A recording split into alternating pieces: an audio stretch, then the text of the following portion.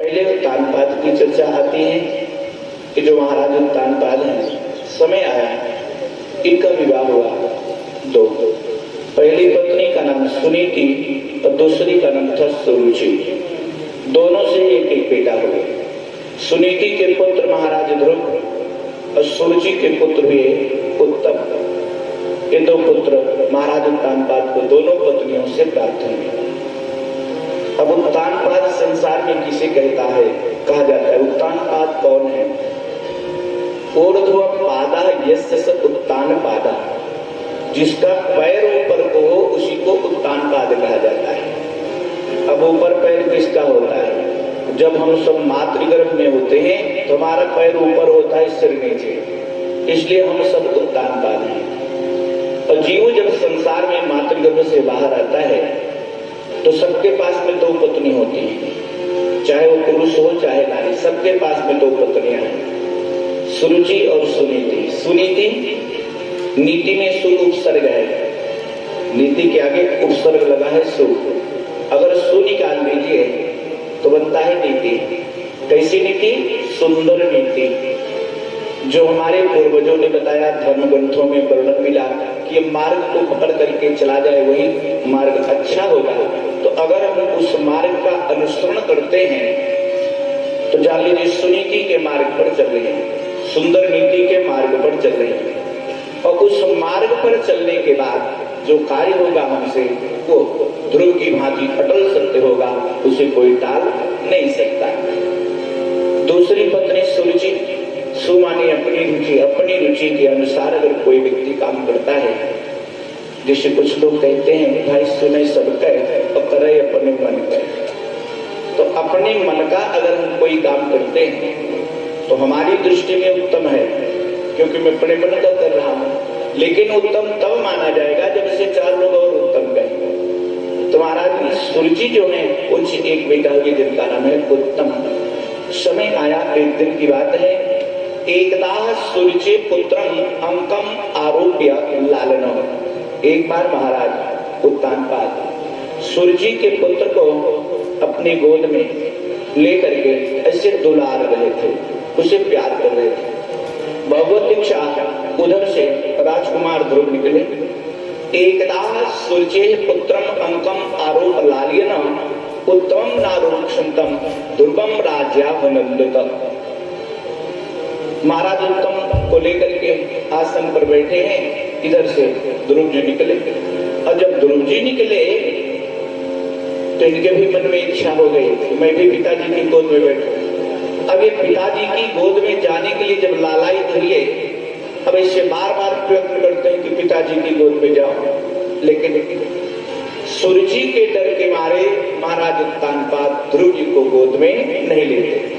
तब तक सुरुचि की दृष्टि पड़ी, ये ध्रुव राजा की गोद में बैठने की इच्छा व्यक्त कर रहा है। दौड़ करके आई, ऐसे ध्रुव जी को पकड़ा, उठा करके जमीन पर पटक दिया और बोल पड़ी, गर्भे तुम साधयात्मान यदक्षसे निर्वासनम। मूर्ख बालक, अभी तू नादान है, तुझे पता नहीं है कि तूने किसी दूसरी स्त्री के गर्भ से जन्म लिया है, तभी तो ऐसे दुर्लभ विषय की इच्छा कर रहा है।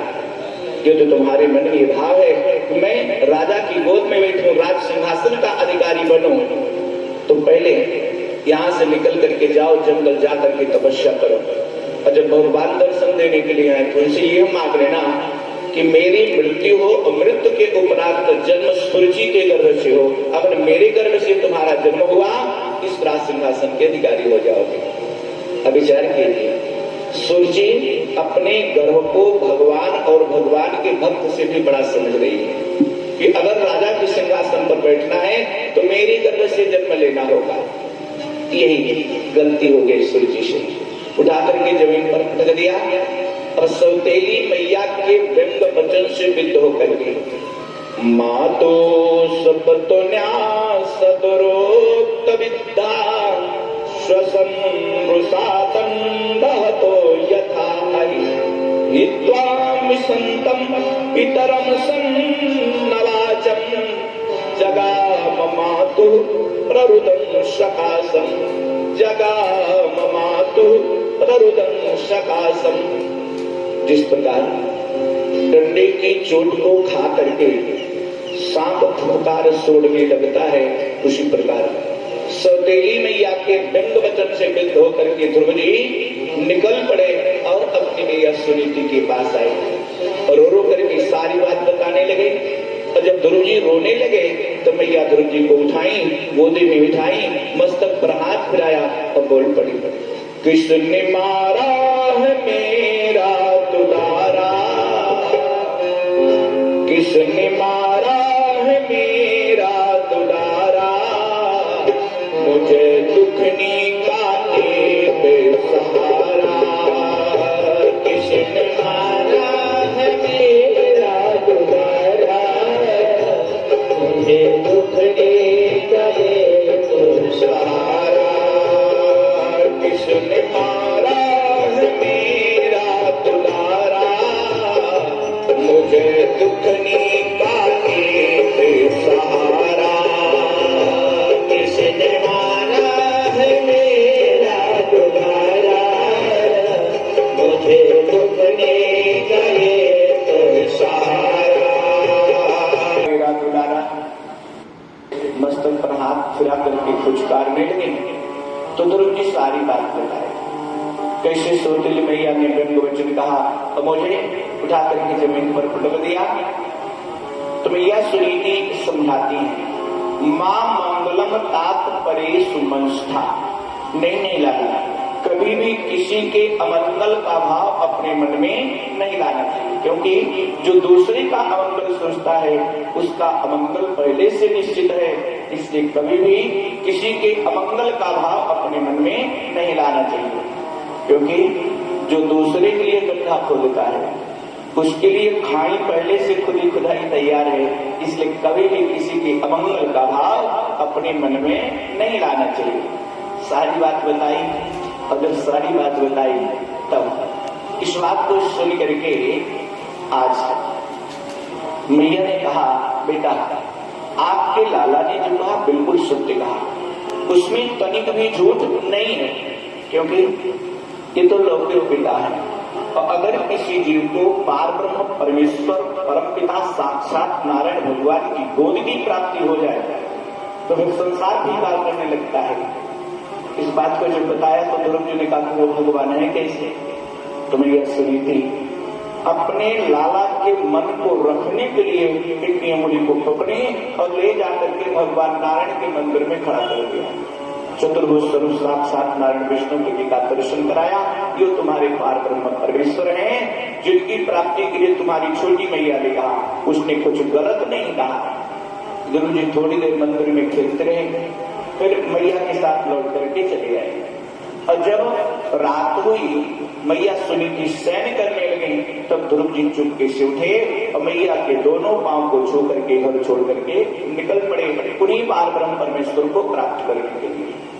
और अगर वास्तव में मन में सच्ची लगन हो, मन में श्रद्धा हो, मुझे भगवान और गुरु की प्राप्ति करनी है, तो भगवान और गुरु को खोजना नहीं पड़ता, क्योंकि कहा गया है गुरुर ब्रह्मा गुरुर विष्णु गुरुर देवो महेश्वरा। और विष्णु भगवान की पूजा करेंगे तो एक विष्णु की, एक शंकर की, एक शिव की विचार की, लेकिन गुरुर ब्रह्मा गुरुर विष्णु गुरुर देवो महेश्वरा। गुरु ब्रह्मा है, गुरु विष्णु है, गुरु शिव है। अब इतना ही नहीं, गुरु साक्षात पार ब्रह्म, विचार कीजिए कौन है? पार ब्रह्म परमेश्वर, तीनों के ऊपर की सत्ता है। तो गुरु को तो पता होता है हमारे शिष्य को हमारी कब आवश्यकता है। तो जब मन में सच्ची लगन होगी तो न गुरु को खोजना पड़ता है न ईश्वर को खोजना पड़ता है, वो अपने आप चल करके चले आते हैं। तो जब गुरु जी सच्ची लगन लेकर के घर को छोड़ करके निकले